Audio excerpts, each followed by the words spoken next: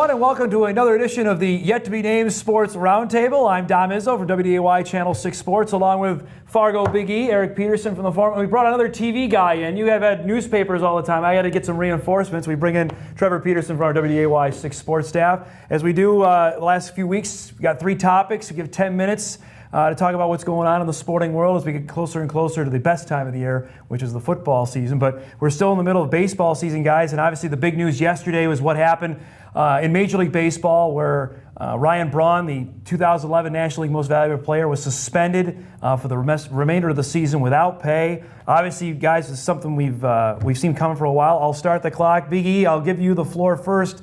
Enough that they did here with baseball to suspend?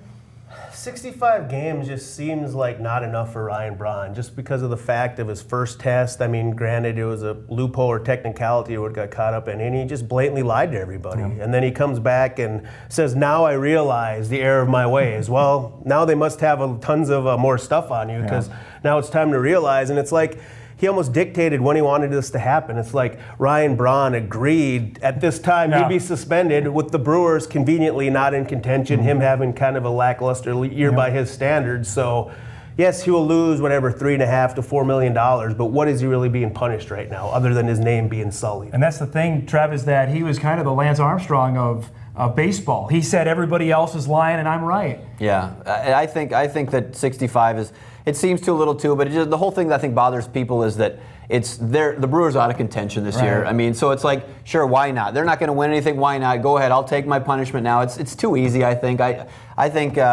it kind of looks bad. It makes baseball look bad. Now we'll see what happens with some of these other guys, but I don't know. Alex Rodriguez is obviously the next name, guys, and there's conspiracy theorists out that he conveniently got hurt. He was supposed to be coming back this week, and now he's back on the disabled list with a quad injury. And evidently, from the reports out, that baseball is even more. Is a lifetime ban possible? Would they actually do that? Could they get away with it? Well, I don't know if a lifetime ban is possible, but they're talking hundreds of games, and where he's at in his career injury-wise, that might be as good as a lifetime ban, because he might not be good enough to play again. I mean, the other part is like, when is it time to start going in the pocketbook? Say, if you get tested positive for these substances, you void your contract. I know the Players Association is probably not going to go for that. I've heard other Major League Baseball players like Trevor Hoffman, former players, say those guys should lose their numbers.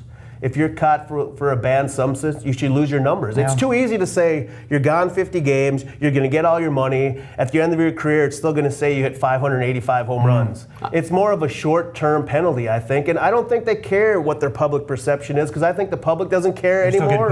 Because it's so like, oh, another guy got caught. Yeah, you're talking most of these guys. I don't even know if going to the pocketbook matters. I mean, to these guys, it doesn't matter. They couldn't fine them enough that it would matter what the number is. And as far as the numbers too, they'll never take their numbers away, I don't think. I mean, that's too hard to do. I don't know what the right answer is. I think probably, I mean, the biggest thing, what's the biggest thing that guys want to do? They want to play in the games, right? That's the biggest punch. That's the biggest thing you can take away. I think a year's suspension. I mean, a year's suspension, maybe without pay if you want to do that. I don't know, but a year's suspension is probably the right once, thing. And then a second one, you're done forever? Is that what you're saying? I don't know. If they void their contract, there's going to be 10 other teams that are going to be saying, oh, now standing right at that door saying, you know what, oh, we'll sign him to a deal, you know?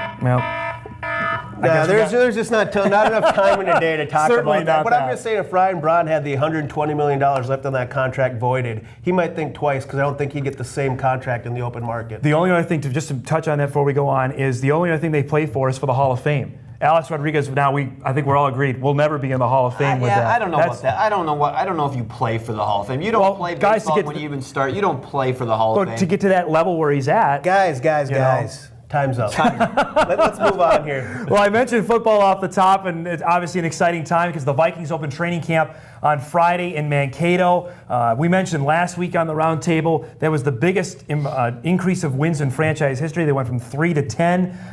Trev, I'll give the floor to you first. The 3 biggest things you're looking forward to watch in 2013. I think number one, I think everybody's looking forward to seeing if Adrian Peterson can do close to what he did last year. I mean, he says he could do more, and you really don't doubt him, but at the same point, I think if the Vikes are going to be a better team and Christian Ponder is going to be better and all those things are going to pass more, they don't want him to do as much. So I would say if he has a season around 1,700 yards, something like that, that would be fantastic, because that means Ponder and the receiving, the passing game is doing much better. Yeah. Number 2, I think, is Christian Ponder. It's his 3rd year now. He's got to step up and make a difference. He's got more weapons with Greg Jennings, Cordero Patterson, the tight ends now. He's got a Pro Bowl tight end.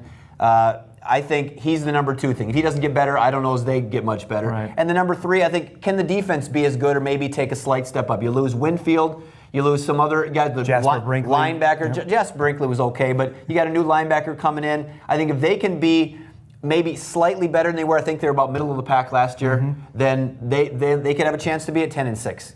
What do you think? I might even go to 3. I'm going to go number 1. You talk about it's Christian Ponder. It has to I mean, be, yeah. If Adrian Peterson goes down, it'll be a big blow, but you can find ways around it. It's a passing league. If you don't have an elite quarterback, you're not getting in the playoffs. You're not making, or you can get to the playoffs, but you're not making a run to the playoffs. Right. Look at the teams that win Super Bowls. They have elite quarterbacks or close to elite quarterbacks like Joe Flacco.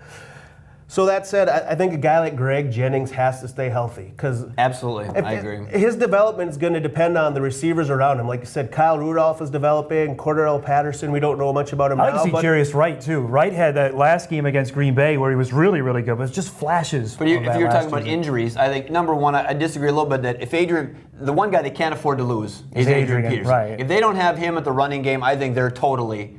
Because they don't have a backup that can do what he does. But number 2 guy that they can't afford to get injured, I think, would be Greg Jennings because he's going to give them something that they haven't had before. He's gone for any significant time. That's a bad thing, I think. But all injuries being equal, I still think the key is Ponder. Adrian Peterson, if he's healthy, is going to give you 1,500 yards, bare minimum, maybe more. So I think if Christian Ponder can make the jump from being a below average, inconsistent quarterback to a good, solid quarterback. Just average. That's what's going to make this team jump up. And like you said, defensively, the linebackers, can all these former Packers like Greg Jennings and Desmond Bishop stay healthy? Because the 2 positions where I think they have to stay healthy or get better is wide receiver and linebacker are the 2 biggest questions. How bad is it of a deal for both you guys if Matt Castle's starting a game, say week 5, week 6? Does that mean things are going in the absolute worst direction, barring an injury to Ponder? Well, I wouldn't think that he'd be in if things are going well. But it wouldn't probably be the worst thing in the world. I can foresee a situation where if Ponder is just okay or maybe has too many interceptions after 4, 5, 6 weeks, then they put Castle in there. I mean, he's shown that he can do a good job. So that wouldn't surprise me at all. I don't think you'd want to see that, but wouldn't surprise me. Castle's in there, they're in trouble. The guy, we can't live off the year he had with the New England Patriots 3 decades ago. He was horrible last year in Kansas City. Yes. We can't look at past performances. In recent history, he hasn't been very good. There's a reason. If he's a good quarterback, people aren't giving him away. So if he's in there, there's trouble. Much more on the Vikes as we get closer to the start of the season, which is just creeping around the corner. As I mentioned, training camp starts on Friday. Our last topic, and this is something that Jeff Kolpak and I have talked about extensively on the Bison video blog, is about what's going to happen on the NCAA level with the Big 5 conferences. Yesterday, Bob Bowlesby, who was in town, you guys both remember in mid-April, the commissioner of the Big 12 was an MSUM grad, talked about basically the top 5 conferences in America breaking away to form their own, basically, football league. But he also hinted at that maybe there's some time for a change at the leadership of the NCAA and to have a federation in charge of each sport, saying you can't govern football like you do field hockey. E, I'll have you lead off. What did you take from Bowlesby's comments? Is it realistic that this can even happen? I think it can happen because I think the power conferences are sick of making money or having their decisions dictated by the lower half or even the lower 3/4. Yeah. I mean, there's probably 25 even less elite football programs that are generating most of this money when you're talking TV wise. People are watching Alabama, Florida, Florida State, all the LSU, Notre Dame. They don't want Central Michigan and Old Dominion and telling them what to do. And I've read it in a lot of places. The NCAA needs the BCS football teams more than the BCS football teams needs the NCAA. If they broke off and did their own thing, people would still watch. So I think there is some credence to the fact where they're not getting too hostile yet, but they're like some warning shots like, all right, NCAA, you better listen to us a little bit or we may break off and do our own thing. It's a great stat. 20% of the championships won, or 90% of the championships won are won by 20% of the universities. And that's all you need to know right there. I mean, to me, if they break off or do their own thing, that's fine. They kind of already been doing it almost for a while anyway. That doesn't concern me. I think what's more interesting to me is if they do that,